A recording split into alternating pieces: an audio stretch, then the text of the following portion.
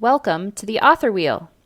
If you're unsure how to produce, publish, or promote your writing, you've come to the right place. Author Wheel courses are designed to help you save time, save money, get clarity, and keep your stories rolling.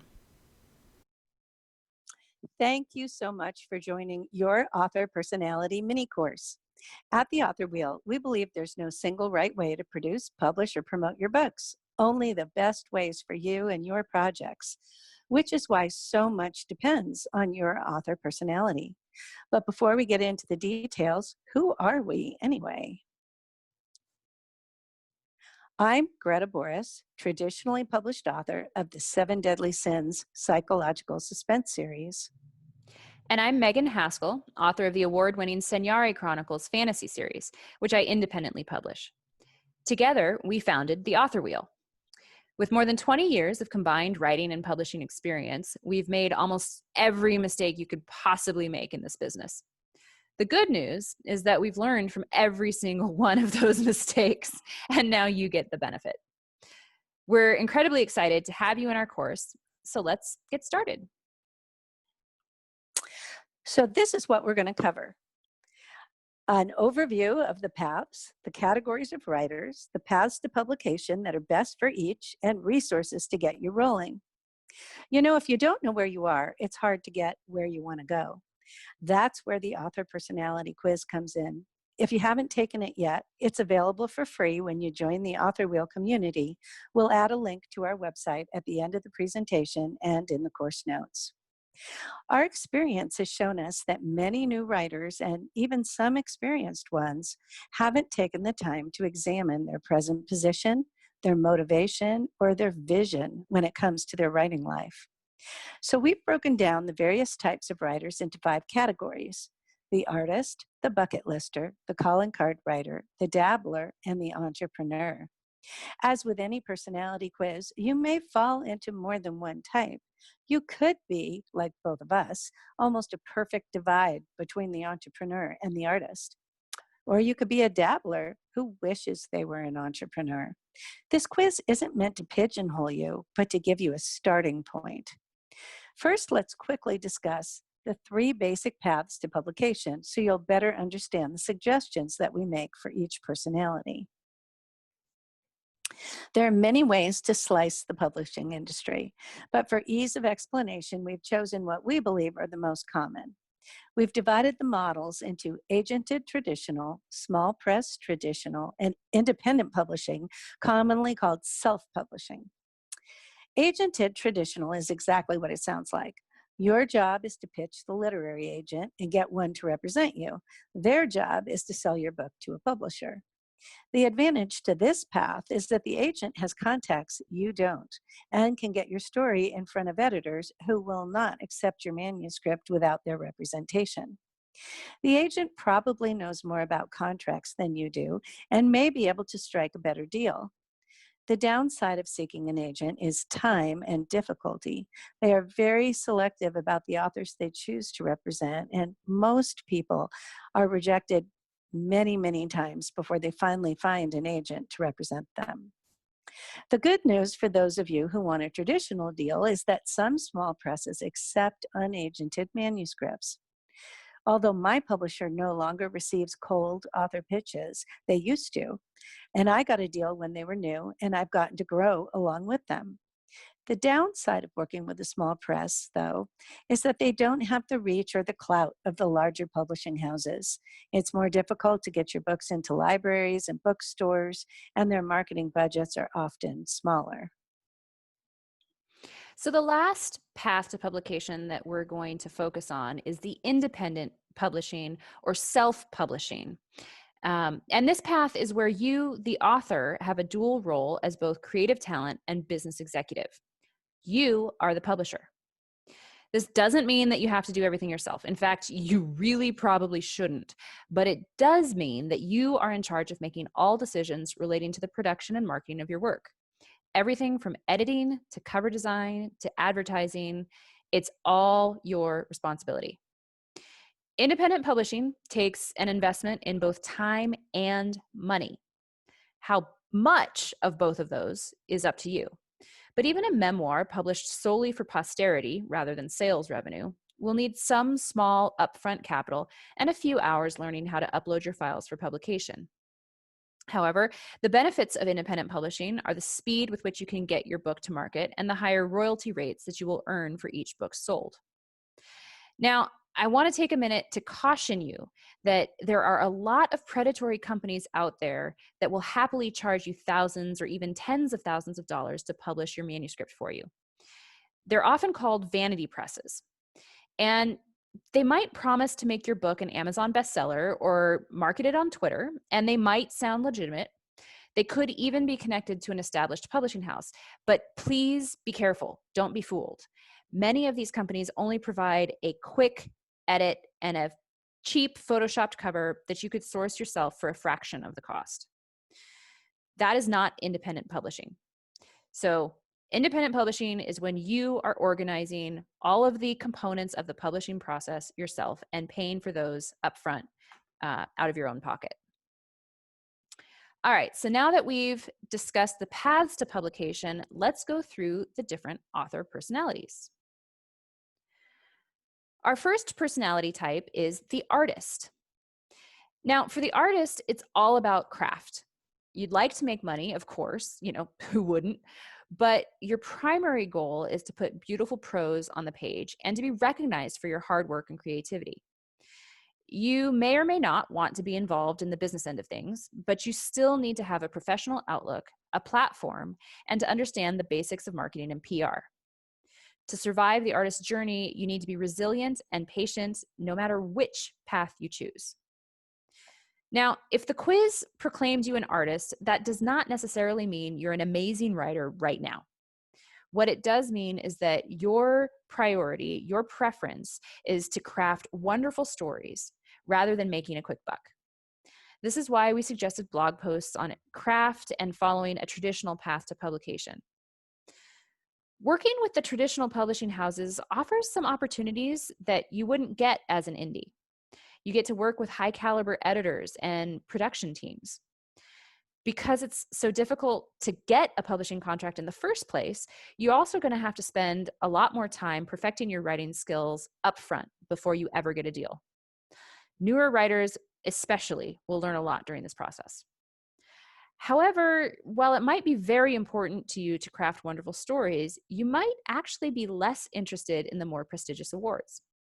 Or maybe you're also interested in the business side of publishing. So if that's the case, studying the art of storytelling is still something you should pursue and prioritize. You should take classes and attend writers' conferences. But you might also explore the world of independent publishing. It really depends on your mindset and how long you're willing to wait to see your book in print. As an example, when I took the test, I was almost 50-50 artist and entrepreneur. But for me, I actually never even really considered a traditional contract because I wanted to run my own business. I looked forward to learning the ins and outs of publishing just as much as I wanted to create powerful stories that would resonate with readers for years to come. So while I might be the artist personality, I actually chose the independent publishing route. Keep in mind, there are actually opportunities to pursue both paths. Doing one for one project does not mean that you can't do the other for your next series. Many of my independent author friends are pursuing both traditional publishing deals so they can reach new readers in different markets. Sometimes it's for a specific medium like audiobooks. There are audiobook-only publishers out there, for example. Sometimes it's for a specific genre that might sell better with the backing of a big publishing house. And sometimes they just want to give it a try and see what happens. We entrepreneurs often like to experiment with things. And I have to say, if the right opportunity came my way, I would certainly consider it. The next personality is the bucket lister. Now, the bucket lister has a book burning a hole in their computer. And whether it's your personal memoir or your unique how-to for a small niche market, you want to get that manuscript off your hard drive and into the world before you die. These kinds of books may not attract a traditional publisher, and they may better be suited for independent publishing. However, bucket listers need to count the cost of publication. Think about this. How badly do you want to see your book in print? Because you'll need to understand that while writing may be an art, publishing is a business. And like any other business, there are costs involved in both time and money. We've suggested articles for you that will give you an overview of the industry. Many writers don't realize they can't simply put their book up on Amazon. There are many steps involved in that process, including setting up an author account, which will require basic business stats like social security numbers, bank account information, and your physical address. I've had new writers look at me with horror when I tell them that. Uh, so even if you don't expect to hit any bestseller lists, even if perhaps your book is just you're writing it just to pass it on to posterity and give something to your grandkids under the tree that you wrote that year, you have to remember that your book will be available to the public and it is a representation of you. So make sure you're proud of your product. If you need help, get it. And you never know. Along the way, you might get bit by the publishing bug. And if you do, and you decide you want to write another book and another book and another book, well, that's terrific. On the other hand, you may find this whole independent publishing thing pretty overwhelming. And if that's the case, since you're only planning to do one book, you might consider paying a reputable book coach to help you bring that baby into the world. But remember what Megan said earlier about vanity presses. There are many dishonest people and companies who will promise you the moon, take your money, and deliver very little. There's a great website you can check, and it's called Writer Beware. We'll put the link in the class notes. And they will give you lists there of reputable people and people you really need to look out for and stay away from. Our next personality is the calling card writer.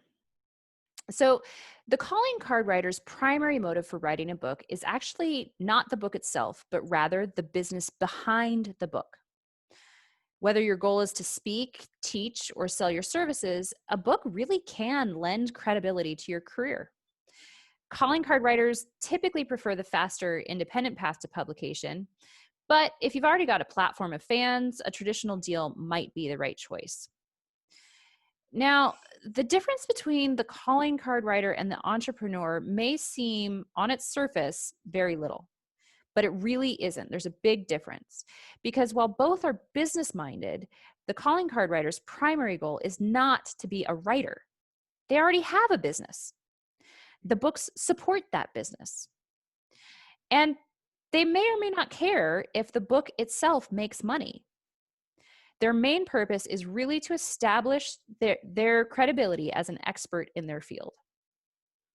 A good example are doctors. There are a lot of doctors who've published New York Times bestselling books on diet and nutrition. They don't stop seeing patients. They don't stop touring or speaking or doing whatever it is that they're really making money on. The books, even radically successful ones that hit those bestseller lists, just support their existing platform. In fact, a lot of them are really written by ghostwriters who just take the content that the author gives them and turn it into a decently written book. So it's not really the author whose name is on the book who did the actual wordsmithing. Now, if you're a calling card writer, we suggest that you learn about independent publishing. But having said that, it is easier nowadays to get an agent and a publisher for a nonfiction book. So if you already have a big practice, if you have celebrity connections, or if you're a celebrity yourself, by all means, look into traditional publishing. That could be a very lucrative option for you. The next personality is the dabbler. The dabbler has a lot of ideas, but knowing which ones to pursue and how to pursue them, that's your quandary. Educating yourself about the industry will help you identify the projects that are going to move you forward. Dabblers do best when they keep an open mind and tap into a variety of resources. At the Author Wheel, we love dabblers. Many well-known successful authors began that way. And since most dabblers are just sticking their toes into the writing waters, it's important for them to understand what's beneath the surface. And this is why we've suggested posts on pretty much every topic there is. There are so many different types of writing careers, and each one comes with its own ups and downs and pros and cons. When I began writing, I wrote nonfiction because I had a magazine background, and well, that's what you write when you write for magazines. I wrote and independently published a self help book. I edited an online magazine. I wrote articles for print magazines. It wasn't until I ran across the Creative Pen podcast by Joanna Penn, we'll put the link in the class notes, that I began to understand that fiction writing actually was a possibility and not an impossible dream. Before that, I always thought fiction writers were kind of like the rock stars of the writing world, and you had just about as much chance of having a career in that field as you did, competing with the Rolling Stones or something. Our goal is to save you the years of floundering around that I did by laying out your options in a clear and concise way so that you can investigate the ones that get you excited. All right, we've come to our last author personality, the entrepreneur. The entrepreneur's primary goal is to have a lucrative writing career. You're self-motivated, flexible, experimental. You have leadership skills and you're willing to put in the hours. Your choice of independent or traditional publication will really have more to do with the particular project you're releasing than any set opinion or industry bias. A lot of business-minded authors do both because entrepreneurs are lifetime learners. Now, these are the kinds of writers that most writing blogs, podcasts, and websites are aimed at. It's the kind of writer that we both are. There are some wonderful resources out there for you, and you're going to need them because it's a tough job. You'll find as you search the net, however, that there are a lot of strong opinions. Some people believe that independent publishing is absolutely ruining the industry through unprofessional products and cheap prices. They think you should try and try and try and try again, even if it takes 10 years or more to hone your craft and write that novel that no agent could possibly resist. Others think that the traditional model is a good old boys and girls club that takes advantage of authors and gives them ego strokes instead of an income. That's why, for the entrepreneur, we've focused our resources on industry overviews and market information. Now, that's not to say that you shouldn't also be concerned with the craft of writing and storytelling. After all, you're trying to sell your book to readers who want a high-quality product. They don't want typos or plot lines that meander through the woods. So we encourage you to also review the resources under the artist personality type. We hope you've benefited from this mini workshop. Our first full-length course will be Publish, Take Charge of Your Author Career, based on our book. In it, we'll explain the differences in the various paths to publication in a lot more detail.